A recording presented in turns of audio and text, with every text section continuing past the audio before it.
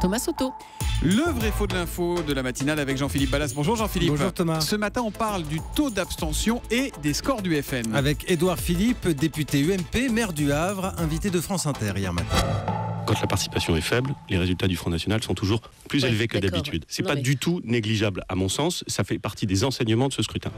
Quand la participation est faible, les résultats du Front National sont toujours plus élevés que d'habitude. C'est ce qu'affirme Édouard Philippe, mais est-ce que c'est vrai ou est-ce que c'est faux, Jean-Philippe ? C'est faux Thomas, il n'y a rien de systématique. Tenez, les dernières municipales par exemple, nous avons pris les résultats des villes gagnées par le FN et Mouvement Proche. Eh bien, qu'est-ce qu'on constate ?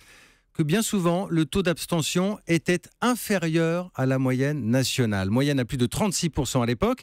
Mais il était moins élevé, ce taux, à Hénin-Beaumont, à Fréjus, à Beaucaire, à Villers-Cotterêts, également à Béziers, avec la victoire de Robert Ménard. Il n'y a que 2 cas où l'abstention était plus forte, Hayange et Mantes-la-Ville, qui ont vu effectivement des victoires du Front National. Mais globalement, on retient que là où le parti de Marine Le Pen était au-dessus de 20%, un bon score, mais le taux de participation était toujours au-dessus de la moyenne. Malgré tout, Jean-Philippe, on parle d'un scrutin où le taux de participation n'avait jamais été aussi faible pour des municipales l'an dernier. Vous avez absolument raison, Thomas, mais dans d'autres villes où ce taux de participation était encore plus bas, le Front National n'a pas automatiquement réalisé des scores élevés. Alors qu'on me comprenne bien, avant de m'accuser de mauvaise foi, c'est souvent le cas avec le Front National, vous pourrez me sortir d'autres résultats, oui, qui colleront avec l'analyse d'Édouard Philippe.